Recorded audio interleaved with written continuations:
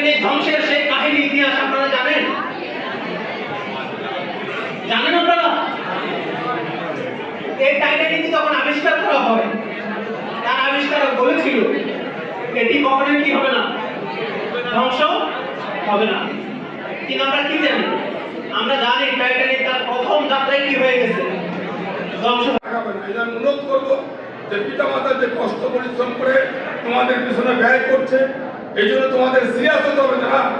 আমার জীবনের জন্য আমার বাবা কত কষ্ট করে, তাহলে আমি আমার জীবন গঠনের জন্য আগামী দিন আমাকেই দায়িত্ব নিতে হবে, আমাকে এখানে ডিসি হতে হবে, আমাকে অনেক গুরুত্বপূর্ণ দায়িত্ব পালন করতে হবে দেশে।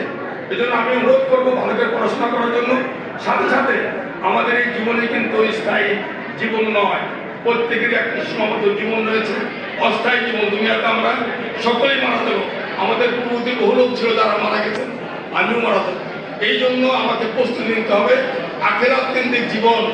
আমাদের মৌলিক ইবাদত যেগুলো, নামাজ, রোজা, হজ, যাকাত, কোরআন শরীফ পড়া, হাদিস পড়া, ইসলামের সাহিত্য পড়া, বিশেষ করে আল্লাহ রাসূল বলেছিলেন, একজন জিজ্ঞেস করে আল্লাহ রাসূলের কাছে এক সাহাবী, দুনিয়াতে সবচেয়ে উত্তম ব্যবহার কে পেতে পারে?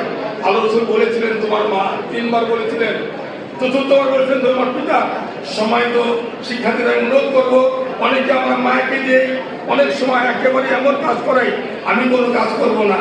আমার দৈনন্দিন অনেক কাজ থাকে ব্যক্তিগত, যেগুলো মাকে করে দিতে হয়, সেগুলো আমি মনে করি যে মার সেবা করা দরকার, দায়িত্ব পালন উপযুক্ত হওয়া দরকার। আমি তোমাদেরকে বলবো যে আসলে মৌলিক ইবাদতগুলো করা দরকার। মৌলিকভাবে যেগুলো কবিরা গুনাহ জেনে এগুলো ঠিক করতে হবে।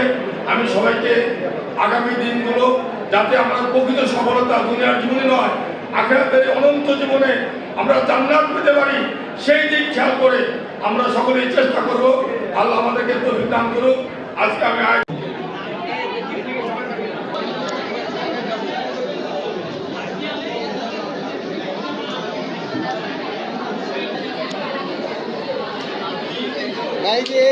ভাই বোঝা যায়নি।